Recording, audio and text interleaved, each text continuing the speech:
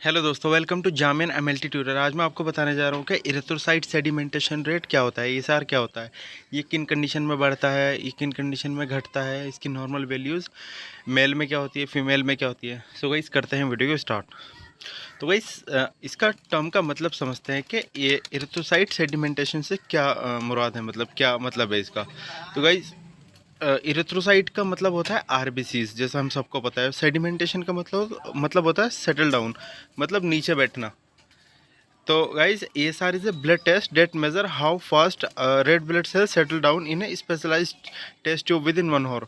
हम क्या करते हैं कि एएसआर टेस्ट में हम क्या करते हैं, एक ट्यूब लेते हैं, उसमें एक ब्लड सैंपल लेते हैं और देखते हैं कि कितने मतलब किस रेट से जो रेड ब्लड सेल्स है वो नीचे सेटल डाउन करती है, नीचे बैठती है।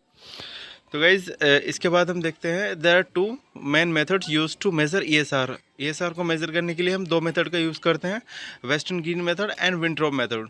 एंड गाइज एक नोट है यहाँ पे, western green method is use by most labs. जो ज़्यादातर लैब में यूज़ होता है वो वेस्टर्न ग्रीन मेथड यूज़ होता है। गाइज इसके बाद देखते हैं why ESR test is done. ESR test को कराने का मकसद क्या है, इसका पर्पस क्या है, ये क्यों कराया जाता है, किन कंडीशन में कराया जाता है। तो guys ESR test is a non specific test. सबसे पहले तो ये नोट कर लो कि ईएसआर जो होता है वो नॉन स्पेसिफिक टेस्ट होता है for the identification of any type of inflammation in the body. मतलब अगर बॉडी में कोई इन्फ्लेमेशन हो रहा है तो उसको डिटेक्ट करने के लिए ईएसआर टेस्ट कराते हैं हम। कोई भी इन्फ्लेमेशन हो रहा है तो हम डॉक्टर सजेस्ट करता है ईएसआर टेस्ट कराने के लिए। And guys with the help of ESR test we can monitor inflammatory disease in the body. मतलब ईएसआर टेस्ट की हेल्प से हम क्या करते हैं, जो बॉडी में इन्फ्लेमेटरी डिजीज़ हैं उनको पता कर सकते हैं हम ईएसआर टेस्ट की हेल्प से। ESR is a non specific test. ESR एक नॉन स्पेसिफिक टेस्ट होता है and it is also non confirmative test. ये कन्फर्मेटिव टेस्ट भी नहीं होता है गाइज। अगर ईएसआर का जो वैल्यू है वो एबनॉर्मल आ जाती है, फिर फर्दर जो डॉक्टर है ना वो फर्दर टेस्ट कन्फर्मेटिव टेस्ट लिखता है कोई बीमारी को पता करने के लिए। तो वैसे एक बात याद रखना कि एएसआर ना तो कन्फर्मेटिव टेस्ट है और ना ही स्पेसिफिक टेस्ट, ये एक नॉन स्पेसिफिक टेस्ट है एंड नॉन कन्फर्मेटिव टेस्ट है। एंड गाइस अब हम इसकी नॉर्मल वैल्यू देखते हैं कि नॉर्मल वैल्यू ऑफ एएसआर क्या होता है। सबसे पहले हम देखते हैं चिल्ड्रन में कितना होता है। तो गाइस चिल्ड्रन में 0 से लेके 10 मिलीमीटर पर आवर होता है।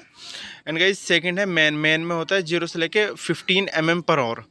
एंड थर्ड है वुमेन में ये 0 से लेके 20 पर आवर तक हो सकता है इसकी नॉर्मल वैल्यू। अगर इससे ज़्यादा बढ़ती है या घटती है तो वो एबनॉर्मल वैल्यू ऑफ एएसआर में चला जाता है।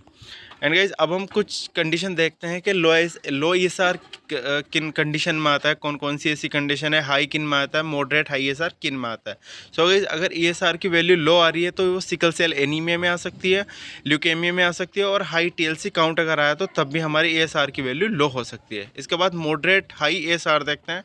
मॉडरेट हाई ईएसआर किन में आ सकता है, प्रेगनेंसी में आ सकता है, थायराइड किडनी डिजीज में आ सकता है, मैक्रोसाइटिक एनीमिया में आ सकता है, बैक्टीरियल इन्फेक्शन में आ सकता है एंड वायरल इन्फेक्शन में आ सकता है। सो गाइज अब हम देखते हैं, ये बहुत ज़्यादा इंपॉर्टेंट पॉइंट है कि वेरी हाई ईएसआर किन कंडीशन में आता है। सो गाइज रूमेटॉइड आर्थराइटिस एक कंडीशन है जिसमें एक डिजीज़ है, इसमें वेरी हाई ईएसआर का लेवल आ सकता है। ट्यूबरक्लोसिस में आता है, जिन पेशेंट को ट्यूबरक्लोसिस हो, मल्टीपल माइलोमा कैंसर जिन पेशेंट को हो उनमें भी वेरी हाई ईएसआर आ सकता है एंड ब्लड कैंसर में भी वेरी हाई ईएसआर आ सकता है।